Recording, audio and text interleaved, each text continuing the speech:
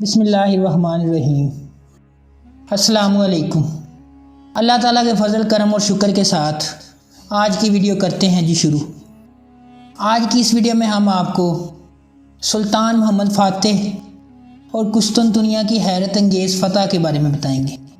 ترک بادشاہوں کو اسلام سے خصوصی محبت تھی۔ یہ محبت عقیدت کی جھیل میں جنم لیتی تھی اور تصوف کے پالنے میں پلتی تھی، اور یہ لوگ جب جوان ہوتے تھے تو یہ زندگی کے ہر لمحے کو اس محبت کی تصویر میں سمونے میں لگ جاتے تھے۔ سلطان محمد ثانی استنبول کا فاتح تھا۔ سلطان نے 21 سال کی عمر میں استنبول جیسا ناقابل تسخیر شہر فتح کر کے تاریخ کو حیران کر دیا۔ نوجوان سلطان نے دنیا کی عسکری تاریخ میں پہلی بار بحری جہاز پہاڑ پر چڑھا دیے اور پہاڑ سے سرکا کر دوبارہ سمندر میں اتار دیے۔ یہ 1453 کے شروع میں استنبول پہنچا تو استنبول کے شہریوں نے حسب معمول گولڈن ہارن کے دھانے پر آہنی زنجیر چڑھا دی اور باسفورس میں مسالہ ڈال کر سمندر کو آگ لگا دی۔ سلطان کے ساتھ 80,000 فوجی تھے۔ سلطان نے فوجیوں کو حکم دیا یہ استنبول کے ایشیائی ساحلوں پر اتریں، پہاڑوں پر چڑھیں، جنگل کاٹیں، پہاڑ کی ڈھلوانوں پر تختے لگائیں، ان تختوں پر جانوروں کی چربی ملیں، اور جب یہ کام مکمل ہو جائے تو واپس آ کر سلطان کو اطلاع دیں۔ استنبول 7 پہاڑیوں پر پھیلا ہوا شہر ہے۔ یہ شہر 1453 تک صرف یورپی سائڈ کے پہاڑیوں تک محدود تھا، جبکہ ایشیائی پہاڑیوں نے اس وقت گہرے جنگلوں کا لباس پہن رکھا تھا۔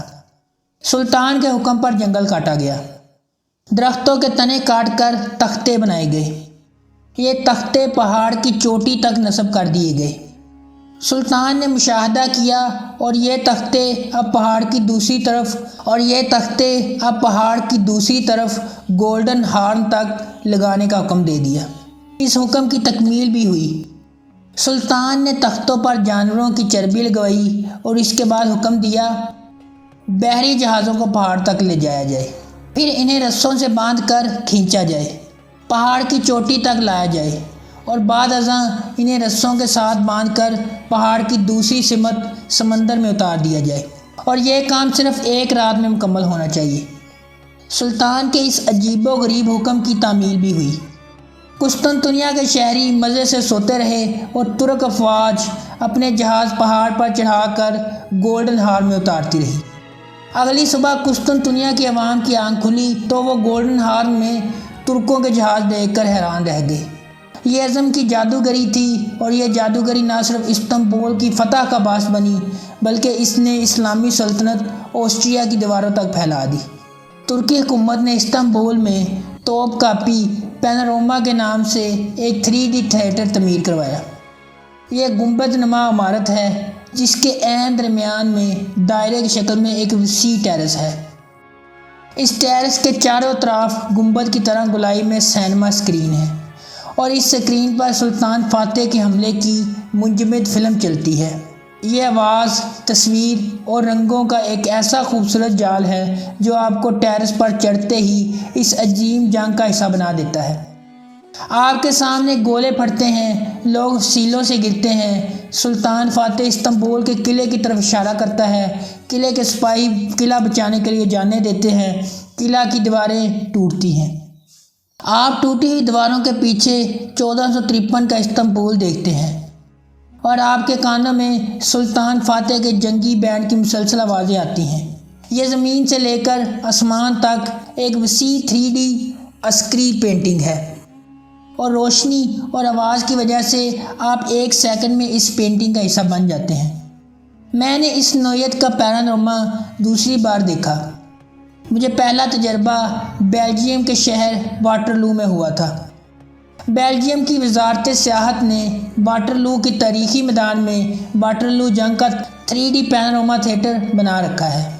میں یہ تھیٹر اور اس تھیٹر میں نپولین کی جنگ کا آخری حصہ دیکھ کر حیران رہ گیا، لیکن توپ کاپی پینوراما واٹرلو کے پینوراما سینٹر سے زیادہ اچھا اور ایڈوانس ہے، اور اگر آپ استنبول میں اس کی وزٹ نہیں کرتے تو آپ کی سیر مکمل نہیں ہوتی۔ میں واپس سلطان فاتح کی طرف آتا ہوں۔ سلطان فاتح نے استنبول کی فتح کے بعد شہر میں 40 عظیم مساجد بنوائیں۔ اس نے حضرت ابو ایوب انصاری رضی اللہ تعالیٰ عنہ کے مزار کے ساتھ سلطان ایوب کے نام سے انتہائی خوبصورت مسجد بنوائی۔ سلطان فاتح کی کامیابی سے قبل آیا صوفیہ استنبول شہر کی خوبصورت ترین عمارت تھی۔ یہ یورپ کا عظیم ترین چرچ تھا۔ یہ تعمیراتی معیار، خوبصورتی اور شکوہ میں ویٹیکن سٹی کے سینٹ پیٹرز چرچ کے برابر تھا۔ سلطان فاتح نے اس عمارت کو بھی استنبول کی فتح کی طرح چیلنج بنا لیا۔ چنانچہ اس نے استنبول میں آیا صوفیہ کی طرز پر مساجد بنوانا شروع کر دی۔ یہ مساجد آیا صوفیہ کی طرح زمین سے 10-12 میٹر بلند چبوتروں پر بنائی گئی۔ ان کے منار آیا صوفیہ کی طرح نکیلے اور بلند تھے۔ ان کے گنبد بھی آیا صوفیہ کی طرح وسیع اور حیران کن حد تک اونچے تھے، اور ان کے اندر بھی آیا صوفیہ کی طرح رنگین شیشے لگے تھے، اور انتہائی بلندی پر اندر کی طرف گیلریاں بھی تھیں۔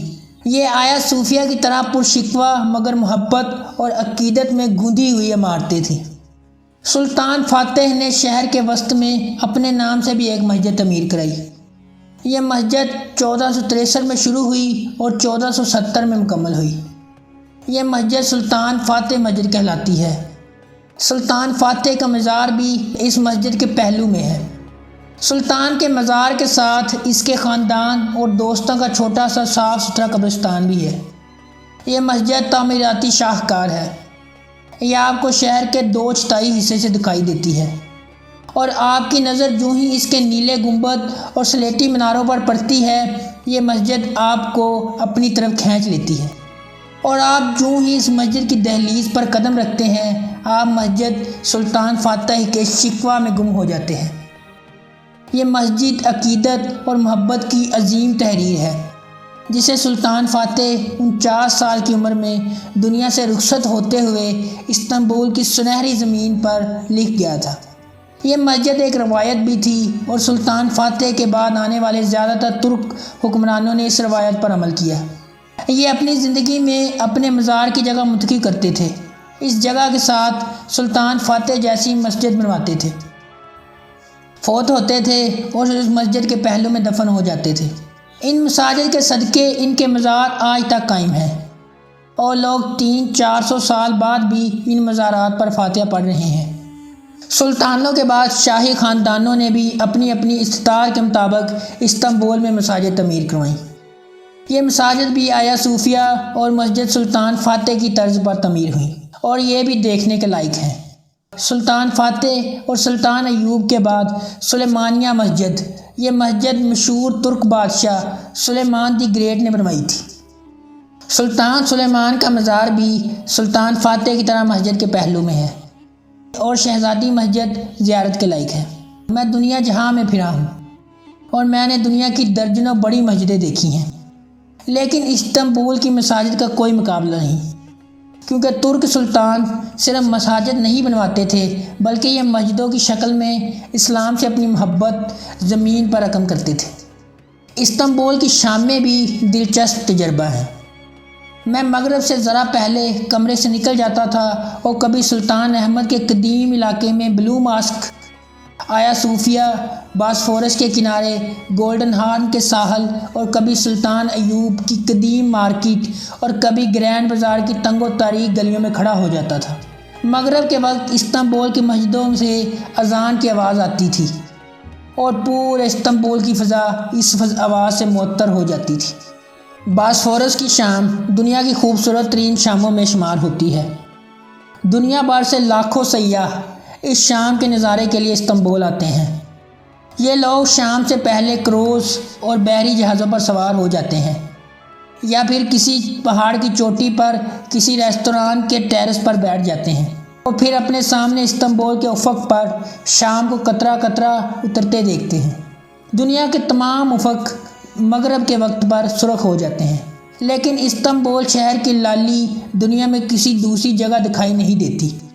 آپ کے سامنے زمین کے ایک کونے سے دوسرے کونے تک سرخ آگ ایک پٹی ہوتی ہے۔